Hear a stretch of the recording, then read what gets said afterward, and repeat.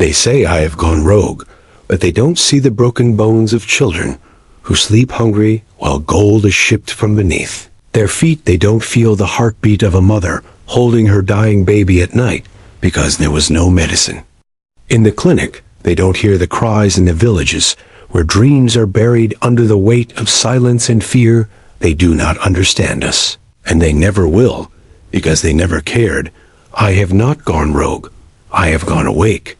I am not here to please them. I am here to serve the forgotten, to raise the fallen, to give voice to the voiceless. If my defiance shakes their throne, so be it. Let them call me a rebel. Let them curse me in their newspapers. But my name is carved not in ink, it is carved in the blood of my ancestors. I speak today not for applause, but for liberation. I speak today not for power, but for justice.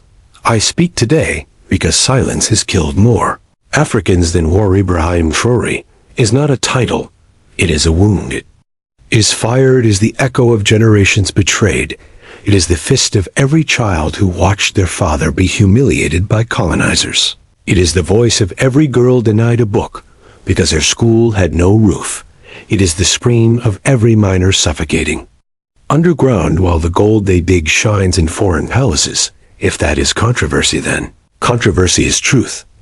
They say I threaten peace, but what kind of peace keeps us starving? What kind of peace allows foreign boots on our soil while our youth die jobless? What kind of peace denies us the right to dream? We do not want peace that smells like slavery.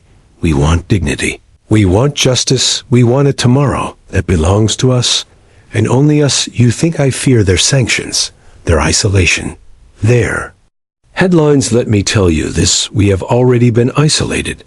We were isolated when our history was rewritten, when our heroes were erased, when our languages were banned, when our faith was mocked. We were isolated in our own land. Now we are just standing up, and they cannot stomach our pride. You call me rogue because I refuse to be your puppet. You call me extreme because I refuse to sell my people's bones to mining firms. You call me dangerous because I said African children deserve a life beyond just surviving. But what you truly fear is not me. What you fear is the rise of the people who have found their voice and will never lower it again. They said Burkina Faso is poor, but what is poverty when your land grows gold, cotton, fruit? What is poverty when your rivers flow and your sun shines? What is poverty when your people have hands that can build and hearts that can fight? No, we are not poor, we are plundered. And now we are done being polite about it. When I took up this uniform, I did not sign up to decorate the broken system. I signed up to defend the soul of this land. I signed up to be a wall between the innocent and the invader. I signed up to be the scream they cannot shut out. We are building schools where there were graves. We are building roads where there was only dust. We are building a future, not because they allowed it, but because we deserve it. Let me tell you about the kind of controversy I stand for. I stand for young boys with calloused hands tilling our land. I stand for girls walking miles to school because they still believe in knowledge. I stand for farmers who refuse to abandon the soil that fed their grandfathers. I stand for soldiers who protect with honor, not for salary.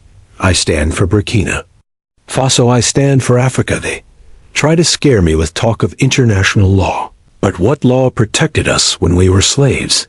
What law defended us when our lands were looted? What law stood with us when bombs rained on our people? I will obey the law that feeds my people, not the one that chokes them. I will honor the law that heals my country, not the one that sells it. You fear me because I do not blink when you threaten. You hate me because I speak without asking. You hate me because I remind you of a time when Africa stood tall, when Sankara dared to dream, when Lumumba died with fire in his chest, when Mandela forgave but never forgot. You hate me because I remember, and because I remind them, I am not here to govern your way. I am here to lead our way. I am not here to ask. I am here to reclaim. I am not here for balance. I am here for justice. I am not your experiment. I am Africa's echo. They thought we would beg. They thought we would sell. They thought we would run. Instead, we stood. Instead, we roared. Instead, we began to build. We built partnerships with those who respected us. We built walls against those who came to steal. We built a voice, so loud that now they try to silence it with lies, but no bullet, no article, no diplomat can kill what we have awoken. Let them sanction us, let them isolate us, let them blacklist us, but let them know this: we are not hungry for their approval. We are hungry for our freedom, and that hunger is stronger than any weapon.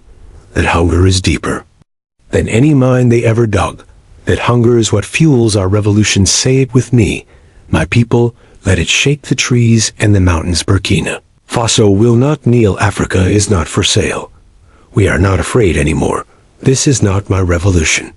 This is yours. This is the teacher who taught without salary, the doctor who stitched wounds with no gloves, the mother who sold firewood to buy books, the youth who picked up shovels instead of rifles, the soldiers who stood with people instead of turning against them. This is for every drop of blood that fell while the world looked away. This is for every voice they tried to drown. Ibrahim Traoré is not going rogue. He is going home, and he is bringing Africa with him.